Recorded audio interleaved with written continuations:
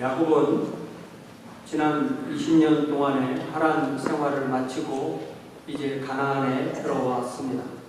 그와 함께한 가족은 4아내, 12자녀, 그리고 수많은 가축대, 남녀 종들이었습니다. 지난 주일 짐 전사님께서 전해주신 말씀처럼 야곱은 라반과 상호 불가침 조약을 맺고 최소한의 평화를 이루어냈습니다.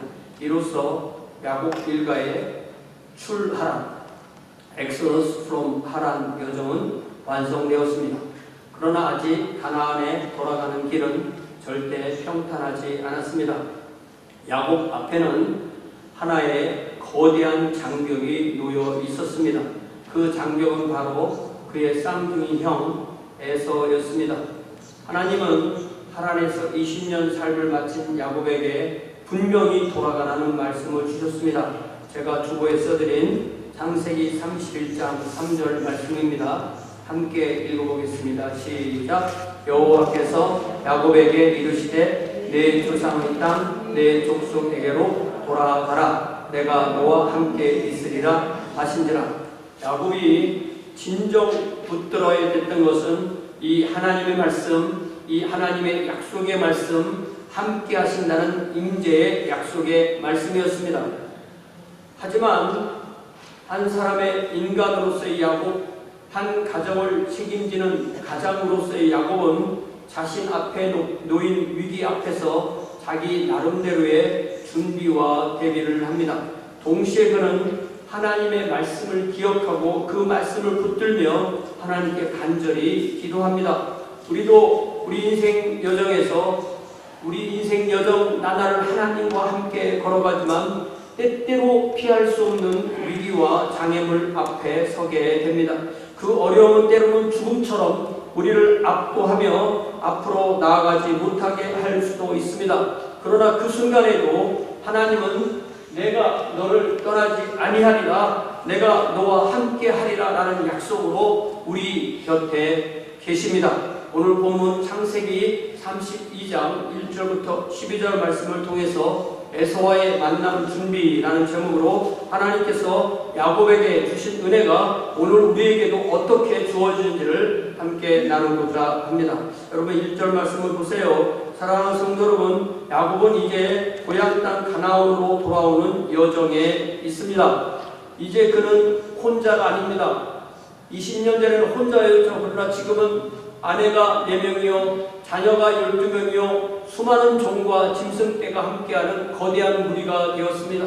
그리고 그 길은 단순한 귀향이 아니라 도망자에서 순례자로, 사기꾼에서 기도하는 사람으로 변해되는 영적 여정의 절정에 다다른 시점에 있게 되었습니다. 1절 말씀 보겠습니다. 시작. 야곱이 길을 가는데 하나님의 사자들이 그를 만난지라. 참으로 야곱에게 신비한 체험이 이루어지는 순간입니다. 이 하나님의 사자들은 누구일까요? 하나님의 사자들, 말라크 엘로힘이라는 이 말은 곧 하나님의 천사들을 의미합니다.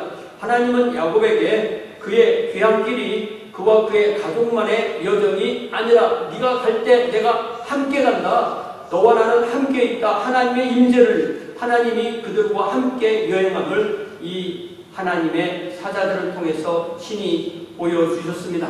잘 생각해보면 이러한 일이 일어난 것은 야곱의 삶에서 처음 있는 것이 아닙니다. 우리는 이미 창세기 28장 베델에서의 야곱을 기억하죠. 그날 밤 외롭고 두려움에 가득 찬 야곱은 돌베개를 펴고 잠들었고 그의 꿈속에서 하늘에 대한 사닥다리를 오르내리는 이 하나님의 사자들, 즉 천사들을 보았습니다. 그리고 그 사닥다리 위에 계신 하나님께서 친히 그에게 약속하셨습니다. 창세기 28장 15절 말씀이죠. 내가 너와 함께 있어 네가 어디로 가든지 너를 지키며 너를 이끌어 이 땅으로 돌아오게 할지라. 내가 네게 허락한 것을 다 이루기까지 너를 떠나지 아니하리라.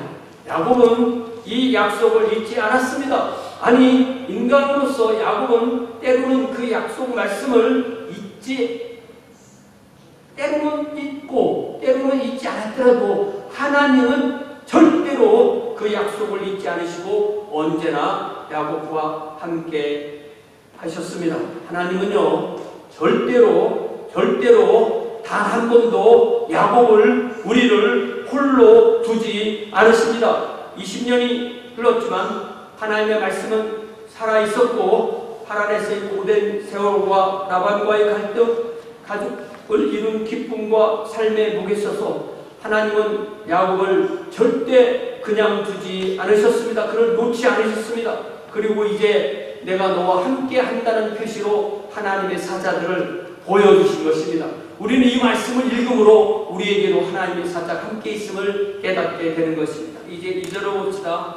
야곱은 그들을 보고 그 장소의 이름을 그 천사들을 보았을 때, 아, 이는 하나님의 군대구나. 하나님의 군대다. This is the camp of God. 하나님의 하나임이라는 이 말씀, 이게 그 복수형으로, 그냥 이 말에는 뭐 천사나 이런 말이 없고, 두 때나, two camp, 또 두 진영, 두 때, 두 진이라는 의미입니다.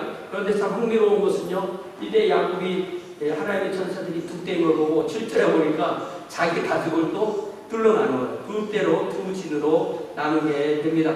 물론 이는 형 에서의 위협에 대한 현실적인 대응에서 나온 거지만, 우리는 잠시 하나님의 때도 둘러 있으니까 내 때도 둘러 나눌까? 그렇게 생각할 수도 있을 것입니다. 그러니까 하나님의 때가 두 때이니까 요걸 나도 하나님께서 나에게 두 때로 나누라고 그렇게 해주신 건가 라고 해석하고, 자신 가족도 두 자친으로 나누려고 했던 것은 아닐까, 이렇게 생각해 볼 수가 있습니다. 하나님은 야곱을 보호하신다는 뜻으로 야곱에게 두 진의 천사를 보여주셨지만, 야곱은 지상의 성전을 위해서 자기 때를 두 때로 나눈 결정을 한 것입니다. 이것이 바로 인간의 신앙의 현실입니다. 믿음으로 하나님의 약속을 붙들면서도 동시에 우리는 우리 손으로 할 수 있는 대비와 준비도 소홀히 하지 않으려 합니다. 그러나 더욱 중요한 것은 이것입니다. 야곱의 두 때보다 먼저 앞서서 행하시는 분들이 있는데, 그분이 바로 하나님의 군대 마하나임입니다. 야곱이 무엇을 하든 그 앞서 행하시는 분은 여호와 하나님이셨습니다. 사랑하는 성도 여러분, 우리도 인생의 고비를 지날 때 믿음과 계산 사이에서 흔들릴 수 있습니다. 그러나 우리가 기억할 것은, 하나님은 베들에서 약속하신 그대로 지금도 우리 앞에서 행하시며 우리와 함께 하신다는 사실입니다. 우리가 이 야곱이 하란에서 나온 것을 출하란이라고 그랬죠. 그거는 똑같이 유형적으로 똑같이 마치 출애굽 후에 광야를 통과하는 이스라엘 백성에게 하나님이 함께 하시는 것과 같습니다. 하나님은 그들과 어떻게 함께 하셨습니까? 그들에게 십계명을 포함하는 언약의 율법을 주시어 그들을 하나님의 백성으로 삼으셨습니다. 성막과 제사제도를 주시어서 그들의 죄를 깨끗이 하시고 그들의 예배를 받으시고 그들과 영적으로 소통하셨습니다. 낮에는 구름기둥과 밤에는 불기둥으로 그들과 함께 하셨습니다. 출하란에 함께 하신 하나님, 출애굽에 함께 하신 하나님은 이제 마치 우리를 세상에서 구원해내시는 출세상, 엑소더스 프롬 월드 후에 우리가 주님의 백성으로 우리가 주님과 함께 살게 하는 것에 함께 하시는 것과 유형적으로 똑같습니다. 하나님은 우리에게 예수를 구주와 주님으로 주셔서 우리를 믿음으로 구원하시고 우리를 하나님의 자녀, 하나님의 왕국 백성으로 삼으셨습니다. 우리에게 성경 말씀을 주셔서 하나님의 백성으로 하나님의 뜻을 깨달아 하루하루 말씀 가운데 살게 하십니다. 우리에게 우리의 마음속에 하나님의 영, 예수의 영이신 성령께서 오셔서 우리와 함께 하시며 말씀을 깨닫게 하시며 또한 성령께서 우리를 위하여 친히 탄식하시면서 기도하시고 우리의 또한 연약한 기도를 도우십니다. 우리에게 교회 공동체와 함께하는 성도를 주셔서 각자 자기 십자가를 지고 주님을 따르지만 함께 모여 찬양하고 함께 기도하고 함께 예배하게 하십니다. 그래서 우리는 절대 혼자 이 길을 가지 않도록 하셔서 우리로 늘 하나님의 사랑 안에 거하게 하십니다. 그래서 우리는 여기서 이 복음을 통해서 출하란, 엑소더스 프롬 하란, 4000년 전에 하란의 접경에서 가나안 땅으로 들어선 야곱과 그의 가족이 체험한 마하나임의 임재를 우리가 보고 있죠. 출애굽기에 나온 출애굽 Exodus from Egypt 3400여 년 전에 이집트를 떠나서 신의 광야로 들어선 모세와 이스라엘 백성이 체험한 광야의 임재, 그리고 출세상 Exodus from World, 멸망할 세상에서 구원받아 하나님의 자녀가 되어 세상 가운데서 천성지를 가는 우리의 여정, 이 세 가지 유형이 그 근본에 있어서는 놀랍도록 흡사하다는 점을 분명히 깨닫게 됩니다. 그렇기 때문에 우리에게는 성경이 있고 성령께서 계시고 교회가 있습니다. 그러므로 우리는 각자 십자가를 지고 주님을 따르지만 우리가 가는 이 길은 결코 혼자 가는 길도 아니고 외로운 길도 아니고 고독한 길도 아닙니다. 그러므로 우리는 문제에 직면할 때마다 문제를 허락하시고 그 문제와 함께 우리를 바라보시며 우리와 함께 하시는 하나님을 기억하며 기도하며 의지해야 합니다. 왜냐하면 우리는 혼자가 아니며 우리의 여정은 하나님의 인도하심 가운데서 결코 외롭지 않음을 믿고 나아가야 하기 때문입니다. 이제 3절을 보세요. 야곱이 세일 땅 에돔들에 있는 에서에게로 자기보다 먼저 사자들을 보냅니다. 야곱이 형 에서에게 사자를 보낸 것은 그가 형과의 갈등을 해결하고 두려운 만남을 평화로운 만남으로 만들기 위한 시도를 했다는 것을 나타냅니다. 이 행동은 형의 분노와 복수에 대한 두려움에서 나온 것으로 형과의 화해를 미리 준비하는 모습입니다. 야곱은 형 에서와의 관계에서 회복을 원하며 그를 만날 때 긴장과 두려움을 덜어내고자 했습니다. 또한 그는 형과의 만남에서 다가가기 전에 형과의 만남을 직접 맞닥뜨리기 전에 어떤 평화적 방식으로 그 만남을 이루려는 어떤 전략을 취하기 위해서 자기보다 먼저 사자들을, 하나님이 사자들을 보내주시니까 자기도 사자들을 형에게 보내는 것입니다. 그러면서 뭐라고 말하냐면 4절에 보니까 그들에게 명령하이르되 너희는 내 주 에서에게 이같이 말하라. 주의 종 야곱이 이같이 말하기를 내가 라반과 함께 거류하여 지금까지 머물러 있었사오며. 야곱이 사자들에게 자신을 뭐라고 표현하냐면 주의 종 야곱이, 그리고 자기 형은 내 주 에서에게 이렇게 말하게 하는 것은 그가 겸손히 자신을 낮추며 자기 형 에서는 높이면서 그에게 다가가려는 의도를 보여줍니다. 주의 종이란 표현은 야곱이 형을 존중하고 자신이 형에 비해 낮은 위치에 있음을 인정하는 모습입니다. 또한 내가 라반과 함께 거류하며 지금까지 하란에 머물러 있었다라고 하는 말은 그가 과거의 모든 갈등과 문제로부터 벗어나서 안정된 생활을 하려 노력했음을 나타냅니다. 이 말은 형에게 자신이 지금까지 특별한 목적 없이 거주지에서 보낸 것이 아니라는 것, 특별한 그곳에서 20년 동안 나는 할 일이 있었다는 것을 알리면서 형의 용서를 구하려는 진지한 의도를 전하고 있습니다. 그러면서 5절에서는 내게 소와 나귀와 양떼와 노비가 있으므로 사람을 보내어 내 주께 알리고 내 주께 은혜 받기를 원하나이다 하라 하였다라고 하였습니다. 야곱은 자신의 재산을 나열하며 형에게 알리도록 한 것은 자신이 형에게 물질적인 선물을 드리고자 하는 의도뿐만 아니라 형에게 자신이 가진 가족과 재산을 분명히 보여주려는 의도를 담고 있습니다. 특히 내게 소와 나귀와 양떼와 노비가 있으므로 라는 표현은 야곱의 삶의 형편과 여행 중의 상황을 나타내면서 그가 형에게 다가가기에 앞서 고려해야 될 여러 사항이 있다는 것을 암시합니다. 그러니까 무슨 얘기냐면 나는 나 혼자가 아닙니다. 야곱은 자신의 여행 속도가 자신이 결정하는 것이 아니라 자신과 함께하는 가족들의 안전을 고려해야 된다는 사실입니다. 그런 많은 가족과 짐승을 데리고 있었기 때문에 단순히 자기 혼자 형에게 갈 수가 없습니다. 그들을 지키고 그들을 보호하면서 이동하는데 시간과 또한 주의를 집중해야 된다는 것을 이걸 통해서 그의 의도를 드러냅니다. 내 주께 은혜 받기를 원하나이다 라는 말에서도 야곱은 형에게 미리 사자들을 보내며 자신은 자신의 가족의 안전을 책임지기 위해 함께 가야 한다는 점을 은연중에 전달하고 있습니다. 따라서 이 구절은 야곱이 형에게 화해의 뜻을 전달하는 동시에 자신이 처한 상황에서 형에게 즉시 나아갈 수 없는 이유를 설명하는 방식으로 더 깊은 인간적 측면을 보여주고 있습니다.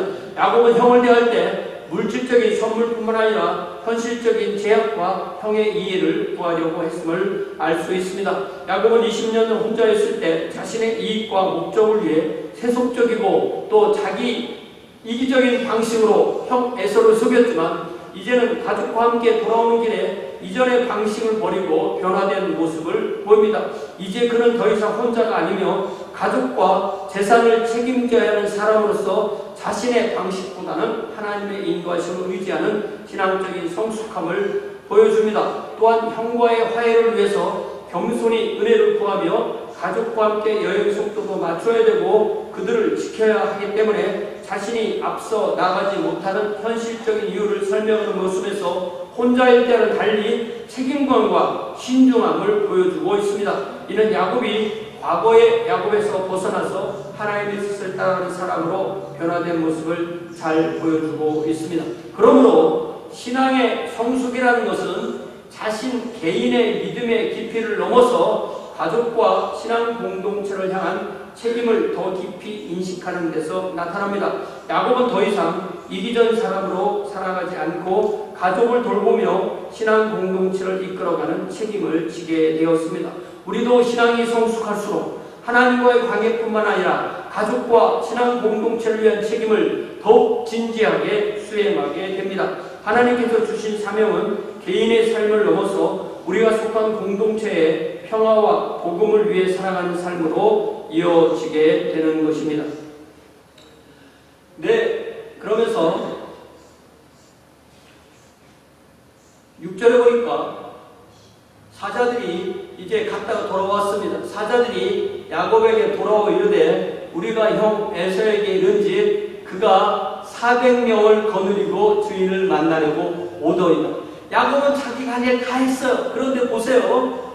사자들이 돌아와서 야곱에게 보고하기를 야곱의 형 에서가 이미 야곱이 온다는 소식을 이미 듣고 있었고 또 혼자 오는 것이 아니라 400명을 거느리고 야곱을 만나기 위해서 오고 있다고 하였습니다. 야곱은 이 소식을 듣고 큰 두려움에 빠졌습니다. 과거 자신이 형의 장자권을 속이고 빼앗았던 일을 생각하면 에서가 자신에게 제대로 되갚아 주려는 의도를 분명히 드러낸 것이라고 야곱은 분명히 이해했습니다. 40년 전의 그 죄와 해결하지 못한 관계가 그와 그의 가족을 향해 돌아오고 있다는 사실에 야곱은 심각한 공포를 느끼게 됩니다. 우리는 때로 이처럼 과거의 실수와 죄로 인해서 두려움을 느끼고 그것이 우리의 삶을 지배하려 할 때가 있습니다. 그때마다 우리는 하나님을 의지하고 두려움을 극복해야 됩니다. 야곱은 어떻게 그 두려움을 극복했을까요? 7절을 보세요. 7절 같이 읽읍시다. 시작. 야곱이 심히 두렵고 답답하여 자기와 함께한 동행자와 양과 소와 낙타를 두 떼로 나눴다고 하였습니다. 야곱은 이 두려움과 답답한 속에서 합리적인 선택을 한 것입니다. 그는 자신과 동행하는 사람들과 재산을 두 무리로 나누어서 에서의 공격을 대비하려 했습니다. 이 모습에서 우리는 하나님을 믿는 믿음을 가진 사람도 현실적이고 이성적인 준비를 해야 함을 배울 수 있습니다. 두려움이 클수록 사람은 더욱 신중하게 준비하고 동시에 하나님께 의존하는 태도를 가져야 합니다. 우리가 삶에서 마주치는 위기와 두려움 속에서도 우리는 책임감을 가지고 준비하는 것이 중요합니다. 즉 우리는 이러한 야곱의 준비를 절대로 비웃거나 무시하거나 폄하할 수 없습니다. 하나님이 함께 하시기 때문에 나는 아무것도 할 수 없다는 태도는 하나님을 우습게 여기는 것입니다. 그러면서 8절에 보니까 에서가 와서 한 대를 치면 남은 한 대는 피하리라고 말합니다. 야곱은 두 대로 나눈 전략을 세우면서 만약 에서가 한 대를 공격하면 다른 대는 살아남을 수 있도록 대비합니다. 이는 야곱이 두려움 속에서도 최선의 준비를 하려는 의도였습니다. 이처럼 우리도 인생의 어려운 상황에서 하나님의 도우심을 구하면서도 현실적이고 지혜로운 결정을 내려야 할 때가 있습니다. 믿음만으로 모든 것이 해결되기를 바라기보다는 하나님께서 주신 지혜와 능력을 통해서 최선의 선택을 해야 된다는 교훈을 주고 있습니다. 기도하면 다 된다. 맞는 말입니다. 그러나 기도하면 다 된다는 내용이 기도만 하고 다른 것은 절대로 하지 말아라. 그런 것은 결코 아닙니다. 의사가 문제가 있어서 의사를 찾아갔더니 의사가 관상동맥이 막혀서 우회 수술을 받아야 한다고 하면 그게 하나님의 음성으로 듣고 기도하면서 그 수술을 받고 하나님께 의지하고 의사와 간호사와 약과 병원을 다 믿고 수술대에 올라야 하는 것입니다. 악성 종양이 몸에 더 퍼지는 것을 막기 위해서 수술을 받으라는 의사의 공고를 들으면 그것이 바로 하나님이 나를 살리는 길이라고 해서 믿고 기도하고 의사와 간호사와 약과 병원을 믿고 수술을 받는 것입니다. 이것이 바로 기도하면서 우리가 해야 할 일을 하는 우리의 바른 신앙의 태도입니다. 이제 9절부터 12절까지가 야곱의 기도가 나오는데요. 이 야곱의 기도를 잘 보면요. 이 야곱이 20년 전에 베들에서 기도했을 때와 얼마나 다른 사람이 되었는지를 분명히 볼 수가 있습니다. 9절에 보니까 야곱이 하나님께 기도하기를 내 조부 아브라함의 하나님, 내 아버지 이삭의 하나님 여호와여, 주께서 전에 내게 명하시기를 내 고향 네 족속에로 돌아가라, 내가 내게 은혜를 베풀리라 하시지 않았습니까? 라는 것입니다. 그래서 이 야곱의 기도를 잘 보면요, 이 야곱의 기도는 하나님이 야곱에게 주신 말씀을 다시 하나님께 드리는 것으로 기도가 이루어지는 것을 봅니다. 먼저 창세기 28장 베델에서 야곱이 꿈속에서 하나님을 만난 후에 드린 그의 기도를 우리가 먼저 기도해. 그러니까 하나님이 28장이고 하나님이 주신 말씀이 13절, 14절, 15절에 있고 야곱이 드린 기도가 20절, 21절, 22절에 있는데 먼저 야곱이 그 하나님의 말씀을 듣고 드린 기도를 제가 읽어드릴게요. 야곱이 서원하여 이르되 하나님이 나와 함께 계셔서 내가 가는 이 길에서 나를 지키시고 먹을 떡과 옷을 주시어 내가 평안히 아버지 집으로 돌아가게 하시오면 여호와께서 나의 하나님이 되실 것이요 내가 기둥으로 세운 이 돌이 하나님의 집이 될 것이요 하나님께서 내게 주신 모든 것에서 10분의 1을 내가 반드시 하나님께 드리겠나이다 라고 그때 20년 전에 기도했던 야곱입니다. 우리는 그 20년 전에 야곱이 드린 기도를 머리에 염두에 두고 이제 창세기 32장 9절부터 12절까지 이 넉 절에 나오는 야곱의 기도를 앞에 28장의 서원기도와 비교 대조해 보아야 됩니다. 어린이는요, 어린이다운 말을 하고 어른이 되면 어른스러운 말을 합니다. 이와 같이 우리도 영적으로 어릴 때는 어린 신앙이 드러나는 순수하지만 또 어린이다운 기도를 드립니다. 그러나 우리가 영적으로 성숙할 때는 어른으로서 성숙하고 책임감이 드러나는 기도를 하게 됩니다.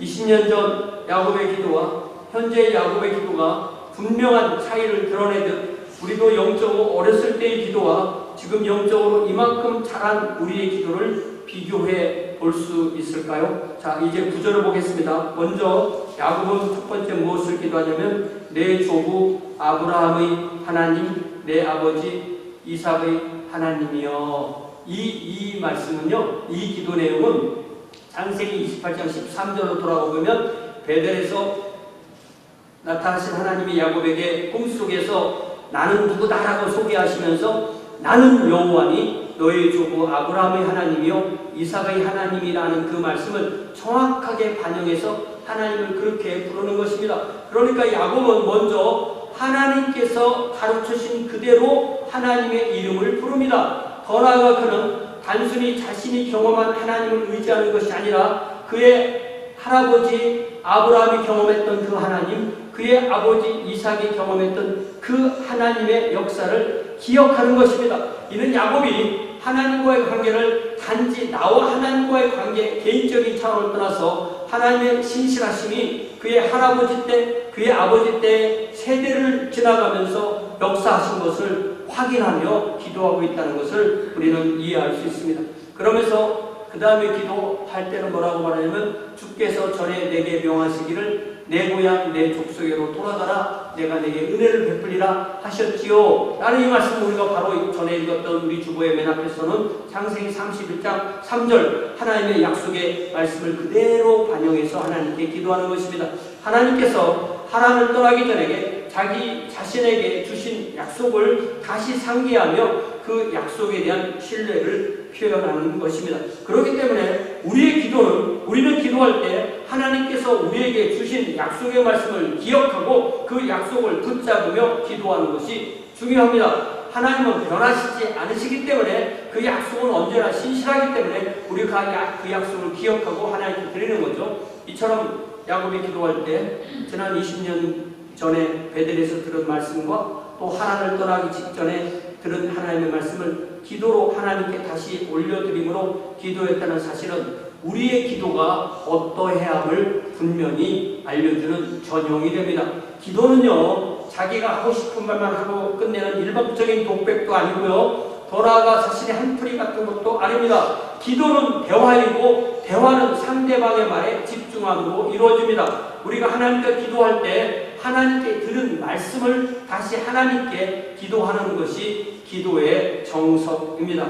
우리는 염려거리가 생깁니다. 우리 염려거리가 항상 생겨요. 그런데 우리가 염려할 때 그거는 쓸데없는 에너지를 소모하는 거예요. 염려도 에너지를 소모하고 기도도 역시 에너지를 소모합니다. 그러나 염려는 염려한다고 해서 해결되지 않고 염려할 거리만 더욱더 많아지게 됩니다. 그러나 기도는 우리의 삶에 하나님의 개입을 요청하는 항복입니다. 그러므로 우리는 말씀을 붙들고 기도해야 합니다. 그러면 즉각적으로 하나님의 개입과 평강을 누리게 됩니다.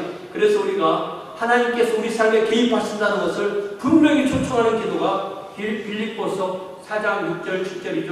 다 같이 찾아서 또박또박 읽어가면서 우리가 이 말씀을 기억합시다. 빌립보서 4장 6절 7절. 야곱이 하나님께 해주신 말씀을 다시 기도로 하나님께 드림으로써 하나님이 지금 그의 상황에 개입하시도록 초청하였듯이 우리도 염려하는 대신에 하나님께서 우리에게 오시도록 초청합니다. 그러면 우리의 염려는 감사로, 한숨은 찬양으로, 무기력은 활력으로 변화하는 놀라운 체험을 하게 됩니다. 다 같이 찾으셨어요?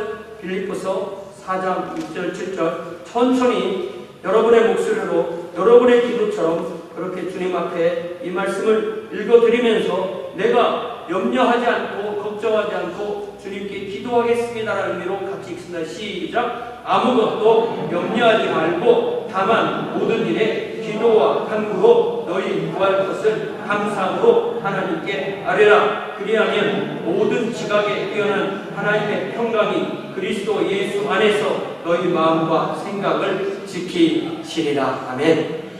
자, 이제 10절에 보니까요, 야곱은 그동안 20년 하란 생활을 통해서 하나님이 주신 복을 감사드립니다. 그러니까 우리의 기도에도 감사가 빠지지 않는 거죠. 그래서 나는 주께서 주의 종에게 베푸신 모든 은총과 모든 진실하심을 조금도 감당할 수 없사오니, 왜냐하면 내가 내 지팡이만 가지고 이 요단을 건넜더니 지금은 2때나 이루었나이다 라고 말합니다. 그는 40년 전에 서원기도할 때 뭐라고 기도했죠? 하나님께서 나와 함께 계셔서 내가 가는 이 길에서 나를 지키시고 먹을 떡과 옷을 주시면 자기 한 몸 죽지 않고 살기를 위해서 기도했던 그가 비록 외삼촌 하란의 집에서 20년을 얹혀 살다시피 했지만 결코 굶지 않았고 결코 헐받지 않았습니다. 더 나아가 그는 4명의 아내와 12명의 자녀와 수많은 종과 짐승떼를 소유한 거부가 되었습니다. 그는 이 사실을 기억하며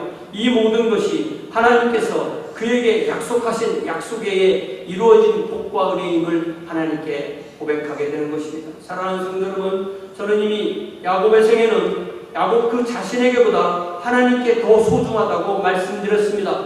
우리의 진정한 자존감은 여기에서 나와야 합니다. 우리 각자의 생애는, 여러분 각자의 생애는 여러분 자신에게보다 하나님께 더 소중함을 깨닫는 것이 우리의 진정한 자존감의 근원이 되어야 합니다. 하나님은 예수 그리스도의 생명으로 우리를 사셨기에, 예수의 가격을 치르고 우리를 사셨기에 우리는 예수의 가치만큼 하나님께 소중한 존재입니다. 이것이 바로 저와 여러분 각자 한 사람의 자존감의 근원이 됩니다. 이것이 바로 베드로전서 2장 9절에서 드러내는 우리의 정체성, 우리의 자존감입니다. 그러나 너희는 택하신 족속이요 왕같은 제사장들이요 거룩한 나라요 그의 소유가 된 백성이니 이는 너희를 어두운 데서 불러내어 그의 기이한 빛에 들어가게 하시니 아름다운 덕을 선포하게 하려 하심이라. 하나님께서 우리 각자를 보시는 관점, 하나님이 우리를 부르시는 칭호, 하나님이 우리를 대하시는 그 사랑으로 우리가 우리를 보고 우리가 우리를 그렇게 부르고 우리가 우리를 그렇게 사랑하는 것이 진정한 믿음이며 진정한 자존감입니다. 이제 11절에는 뭐라고 기도해요? 이제 이 11절의 기도가 자기에게 즉각적으로 필요한 걸 기도하는 거죠. 같이 한번 읽어봅시다. 시작. 내가 주께 간구하오니 내 형의 손에서 에서의 손에서 나를 건져내시옵소서. 내가 그를 두려워하면 그가 와서 나와 내 처자들을 질까 겁이 나기 때문입니다. 이 기도에서 야곱은 자신이 원하는 것이 무엇인지 구체적으로 하나님께 아랍니다. 야곱은 여전히 두려움을 느끼고 있지만 그 두려움 속에서 하나님께 간절히 기도합니다. 야곱은 과거의 교만과 자만을 버리고 이제 하나님의 능력을 의지하며 기도하는 모습을 보입니다. 그는 자신이 처한 상황을 하나님 앞에 그대로 고백하고 구원의 손길을 간절히 구합니다. 이는 하나님을 신뢰하면서도 자신의 연약함을 인정하는 성숙한 기도의 모습입니다. 우리도 야곱처럼 두려움 속에서 하나님께 의지하는 신앙이 필요합니다. 우리는 두려움과 불확실성 속에서도 하나님을 믿고 그분께 기도하는 자세를 가져야 합니다. 여러분, 우리는 두렵습니다. 우리 상황이 때로 두렵습니다. 두려움을 속에서 기도할 때 역시 하나님의 약속 말씀을 붙들고 기도해야 됩니다. 저는 그럴 때마다 또 성도를 신방할 때마다 이사야 41장 10절의 약속의 말씀을 읽고 그 말씀에 의지해서 기도합니다. 두려워하지 말라. 내가 너와 함께합니다. 놀라지 말라. 나는 네 하나님이 되리라. 내가 너를 굳세게 하리라. 참으로 너를 도와주리라. 참으로 나의 의로운 오른손으로 너를 붙들리라. 그러므로 두려움을 느끼는 그 상황도 하나님이 우리를 기도로 이끌기 위해서 허락하시는 상황이라 생각할 수도 있습니다. 우리는 두려움이 없어서 평안하게 사는 것이 아닙니다. 우리는 두려움 가운데서 두려움 있게 오히려 하나님을 의지하며 평안과 인도하심을 체험하게 됩니다. 이것이 바로 살아있는 신앙입니다. 이제 마지막으로 12절에서는 뭐라고 기도해요? 주께서 말씀하시는 다시 약속을 붙드는 거죠. 내가 반드시 내게 은혜를 베풀어 네 시로 바다에 셀 수 없는 모래와 같게 하리라 하셨나이다. 다시 야곱은 하나님의 약속의 말씀을 기억하여 붙들며 그 말씀에 근거하여 기도합니다. 그렇다면 야곱은 이 말씀을 언제 들었을까요? 다시 창세기 28장 베델에서 꿈속에 주셨던 하나님의 말씀이 나오는데 그 14절에 나오는데 14절에 보니까 창세기 28장 14절에서 분명히 하나님께서 약속하시는 베델에서의 약속이 있어요. 창세기 28장 14절 시작. 네 자손이 땅에 티끌같이 되어 네가 서쪽과 동쪽과 북쪽과 남쪽으로 퍼져나갈지며 땅의 모든 족속이 너와 내 자손으로 말미암아 복을 받으리라. 그러니까 하나님은 땅의 티끌이라고 했는데 이제 셀 수 없는 바다에 셀 수 없는 모래라고 이렇게 바뀌었죠. 그러나 그 근본 의도는 똑같습니다.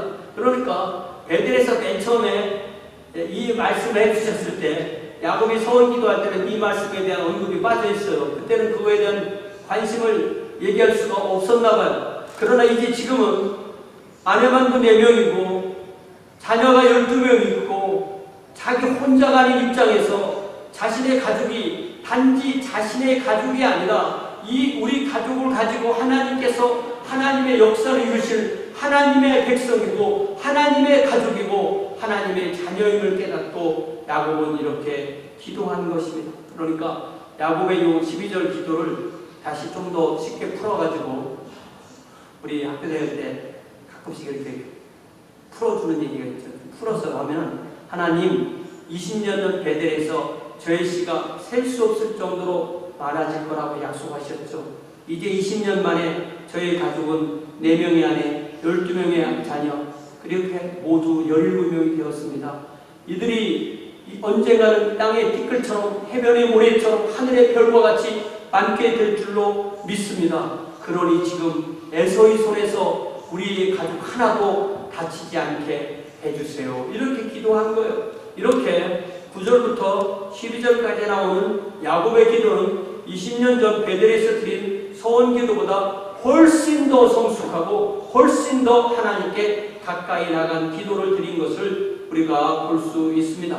우리 주님도 우리에게 기도의 우선순위를 가르치시면서 산상순 마태복음 6장 33절에서 우리의 기도가 더욱 성숙해야 함을 말씀하셨는데, 성숙한 기도는 하나님이 원하시는 것을 먼저 기도하는 것이죠. 그런즉 너희는 먼저 그의 나라와 그의 의를 구하라. 그리하면 이 모든 것을 너희에게 더하시리라 하셨습니다. 우리의 기도가 하나님의 의와 하나님의 왕국, 즉 하나님 중심의 기도를 드릴 수 있다는 것 자체가 우리가 그만큼 성숙한 하나님의 자녀, 하나님의 왕국 백성이 되었다는 것을 의미합니다.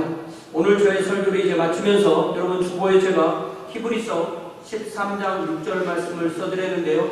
이 말씀을 여러분과 함께 나누고 싶습니다. 여러분 주보에 보면 히브리서 13장 6절이 써 있는데요. 우리가 이 말씀을 한번 천천히 같이 읽어보겠습니다. 시작. 그러므로 우리가 담대히 말하되 주는 나를 돕는 이시니 내가 무서워하지 아니하겠노라. 사람이 내게 어찌하리요.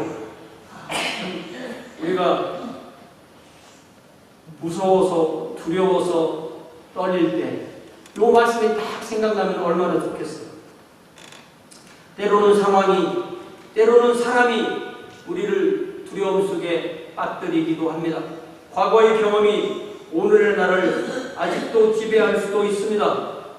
그러나 사람도 상황도 우리를 무섭게 할 수 있어요. 있죠. 있습니다. 사실 무서울 때가 있습니다.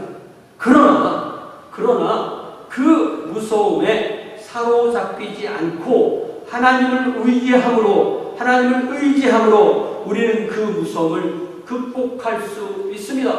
그리고 그때 꼭 필요한 모든 것을 하나님이 주시는 지혜와 분별력으로 대처할 수 있습니다.